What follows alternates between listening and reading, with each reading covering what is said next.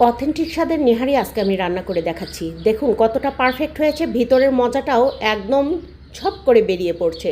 এই রকম নেহারি রান্না করতে অবশ্যই যেটা সিলেক্ট করবেন, হাড়ের গায়ে যাতে মাংস থাকে এটা লক্ষ্য রাখবেন, তাহলে এর টেস্টটা হবে অথেন্টিক।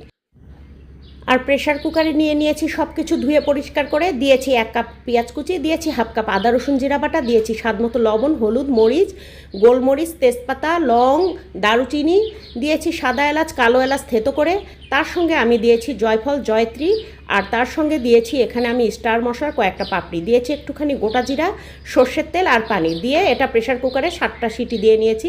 এখন একটা কড়াইয়ের মধ্যে আমি পেঁয়াজ কুচি নিয়েছি হাফ কাপ, সর্ষের তেল দিয়ে এবং 3টা আস্ত রসুন থেতো করে তার সঙ্গে দিয়েছি একটুখানি ফোড়নে গোটা জিরা আর 1 টুকরা বস, সব কিছু দিয়ে খুব ভালোভাবে এখানে ভেজে নেওয়ার পরে বেরেস্তার মধ্যে ঢেলে দিয়েছি আগে থেকেই সিটি দিয়ে রাখা নিহারিগুলো, দিয়ে খুব ভালোভাবে ঝোল দিয়ে কষিয়ে আন্দাজ মতো নামিয়ে নিয়েছি। উপর থেকে ভাজা জিরা, ধনে এবং সাদা এলাচ হালকা করে টেলে নিয়ে গুঁড়ো করেছিলাম সেটা দিয়েছি।